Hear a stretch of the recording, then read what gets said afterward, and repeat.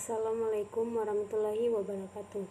Perkenalkan, nama saya Fitriani dengan stambuk F1C1 19070, kelas Kimia B, Fakultas Matematika dan Ilmu Pengetahuan Alam, Universitas Saluleo, Kendari 2021. Kali ini saya akan menjelaskan atau mempresentasikan hasil PPT saya yang berjudul tentang bakteri Pseudomonas aeruginosa. Bakteri Pseudomonas aeruginosa adalah bakteri patogen oportunistik, di mana bakteri tersebut berkemampuan sebagai patogen ketika mekanisme pertahanan inang.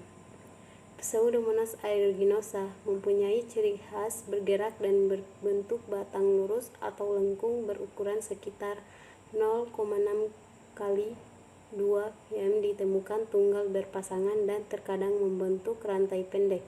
Tidak mempunyai spora, tidak mempunyai selubung atau head, serta mempunyai flagel. Umumnya mempunyai flagel polar, tetapi kadang-kadang 2-3 flagel. Bakteri gram negatif dan terlihat sebagai bakteri tunggal berpasangan dan terkadang membentuk rantai yang pendek. Next. Pseudomonas aeruginosa memiliki klasifikasi sebagai berikut. Yang pertama yaitu kingdom atau bakteria, divisi Protophyta, kelas Gamma Proteobacteria, ordo Pseudomonadales, famili Pseudomonadaceae, genus Pseudomonas, dan spesies Pseudomonas aeruginosa. Ciri-ciri pada bakteri ini yaitu Pseudomonas aeruginosa tumbuh dengan baik pada suhu 37-40 derajat Celcius. Pertumbuhannya pada suhu 42 derajat Celcius membantu membedakannya dari spesies Pseudomonas lain dalam kelompok fluoresen. Bakteri ini bersifat oksidase positif, tidak memfermentasi laktosa, dan dengan mudah dibedakan dengan bakteri laktose fermenter. Tetapi banyak strain mengoksidasi glukosa. Identifikasi biasanya berdasarkan morfologi koloni, sifat oksidasi positif, adanya pigmen yang khas. Habitat Pseudomonas aeruginosa dapat ditemukan di tanah, air, daerah lembab, di kulit, dan dapat membentuk koloni pada saluran pernafasan bagian atas.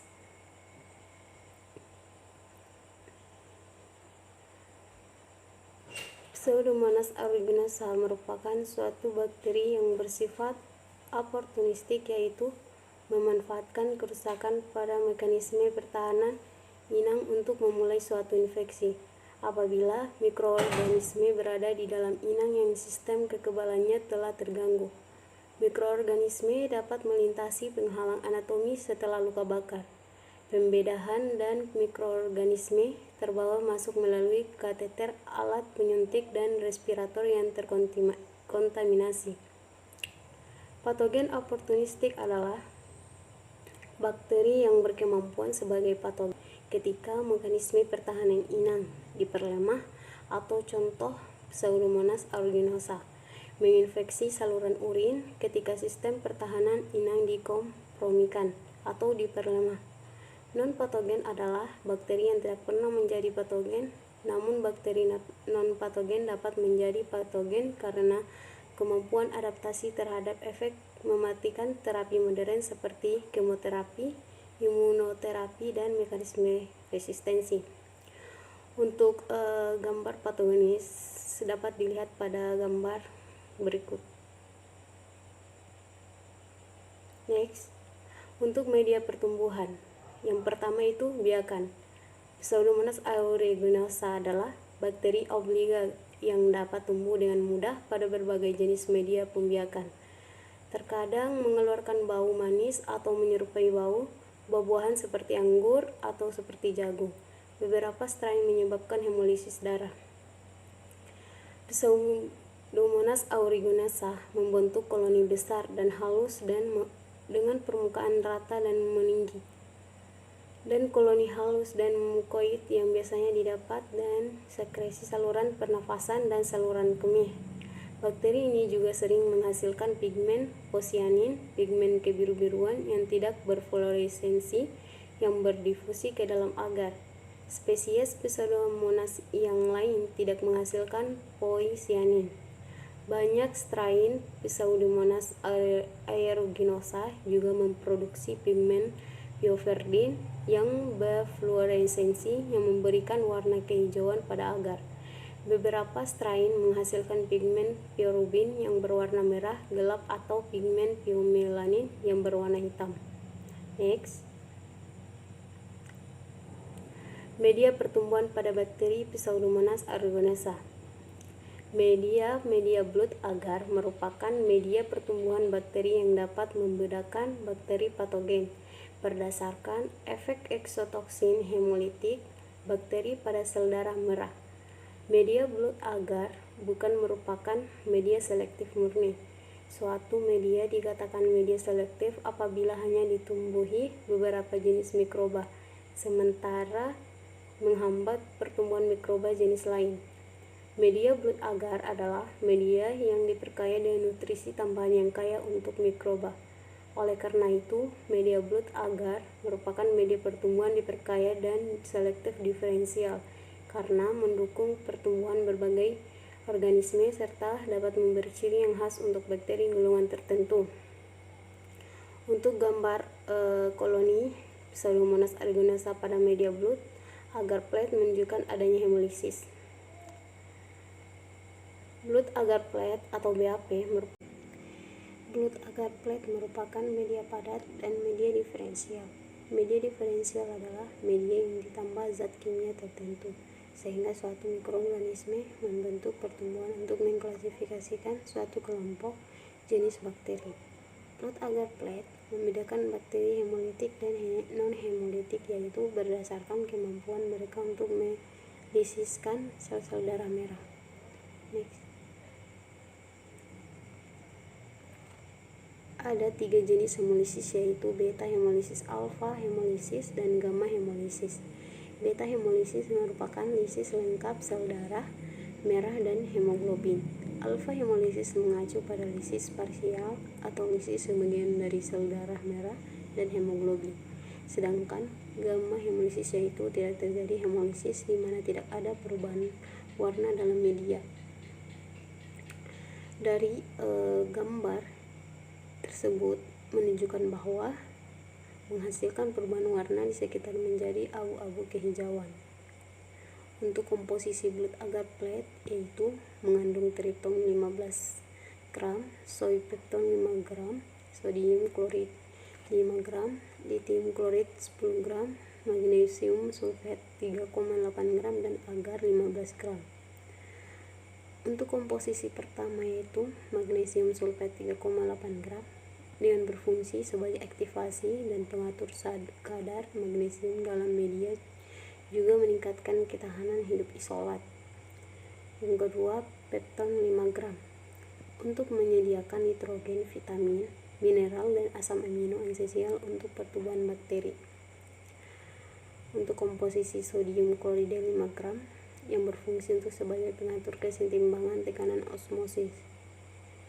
Untuk yang lithium klorid 10 gram yaitu sebagai pemberi warna dan untuk membentukkan senyawa-senyawa ionik lithium. Agar 15 gram yaitu untuk memadatkan media. Dan yang terakhir yaitu tripton 15 gram yaitu sebagai pendukung pertumbuhan mikroorganisme.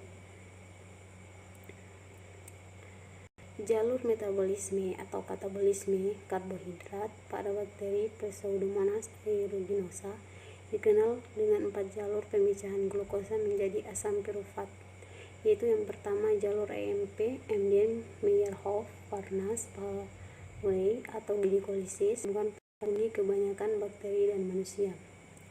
Gambarnya yaitu dapat dilihat yaitu terjadi dalam sitoplasma dan tidak butuh O2. Jalur EMP atau glikosis merupakan tahap awal respirasi seluler dan memiliki 2 tahap persiapan, yaitu tahap persiapan memerlukan energi atau ATP dan tahap menghasilkan energi atau ATP. Proses ini tidak tergantung oleh adanya oksigen. Untuk jalur kedua yaitu jalur Eppner-Doudoroff-ED hanya ditemukan pada beberapa bakteri seperti Zymomonas dan Pseudomonas. Gambarnya dapat dilihat dari halaman berikut. Untuk jalur heksomanous fosfat atau HMF, pentosa fosfat fosfogluconat. Peranan lintasan HMF atau pentosa fosfat memproduksi NADPH2 menghasilkan elektron carrier yang digunakan untuk pada biosintesis asam lemak, steroid, dan deoksiribonukleotida. Untuk jalur Entner-Doudoroff atau ED, tahapan reaksi diaktifasi glukosa oleh ATP dan oksidasi gugus aldehid pada glukosa 6-fosfat membentuk N6-fosfogluconat dan reduksi NADP menghasilkan NADPH2. Mikroba pada jalur Entner-Doudoroff ini yaitu tak punya enzim fosfohidrokinase. Untuk jalur yang terakhir yaitu jalur heksosa fosfoketolase. Dari penjelasan dari jalur tersebut yaitu adalah bakteri asam laktat yang bersifat heteromorf fermentatif dapat menghasilkan asam laktat dan fermentasi karbohidrat. Untuk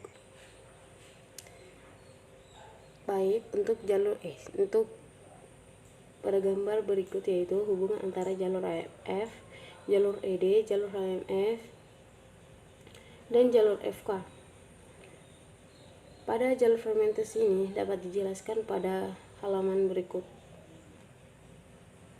Metabolisme didefinisikan sebagai semua reaksi kimia yang terjadi dalam sel. Metabolisme terdiri dari dua proses berlawanan yang terjadi secara sintesis protoplasma dan penggunaan energi yang disebut sebagai anabolisme. Oksidasi substrat diiringi dengan terbentuknya energi disebut katabolisme.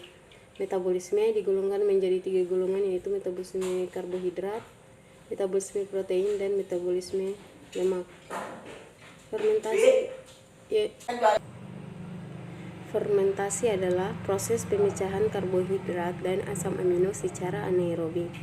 Senyawa yang dapat dipecah adalah karbohidrat. Asam amino hanya dapat difermentasikan oleh mikroba tertentu, dan fermentasi glukosa selalu terbentuk asam ferufat. Dari pemecahan glukosa menjadi asam ferufat yaitu akan terbentuk 4 jalur yaitu melalui 4 jalur yaitu yang pertama jalur Embden-Meyerhof-Parnas atau MP, jalur Entner-Doudoroff atau ED, jalur heksosa monofosfat atau HMF, dan jalur fosfoketolase atau FK. Next. Dari gambar tersebut yaitu menunjukkan bahwa firufat adalah hasil akhir dari jalur MP, HMF, FK, dan ED. Dengan tidak adanya oksigen, firufat ini atau turunannya di metabolisme lebih lanjut melalui fermentasi yang menggunakan fosforilasi tingkat substrat untuk mensintesisnya. Energi selama oksidasi parsial senyawa organik untuk melakukan oksidasi parsial ini perantara jalur bertindak sebagai donor elektron dan akseptor elektron. Fermentasi dilakukan dengan mengaktifkan substrat menggunakan akseptor elektron untuk mengoksidasi sebagian substrat yang diaktifkan, menggunakan sebagian energi yang dilepaskan oleh oksidasi untuk menghasilkan ATP dan mendaur ulang akseptor elektron dengan mereduksi substrat teroksidasi. Jalur fermentasi yang dilakukan oleh Pseudomonas aeruginosa adalah jalur fermentasi asam campuran. Produk akhir yang dihasilkan dapat berupa asam laktat, asam cuka, dan alkohol. Keuntungan utama dari fermentasi asam campuran ini adalah kemampuannya untuk menghasilkan ATP tambahan saat mendaur ulang NAD+. Pembentukan ATP terjadi dengan menyalurkan satu pirufat melalui ACE-CoA atau asetil koenzim A ke ACP asetil fosfat yang diubah menjadi asetat dan ATP. Strategi ini menghindari produksi NADH berlebih dengan keuntungan tambahan menghasilkan ATP lain. Baik, mungkin itu saja yang dapat saya sampaikan. Saya akhiri dengan ucapan wassalamualaikum warahmatullahi wabarakatuh.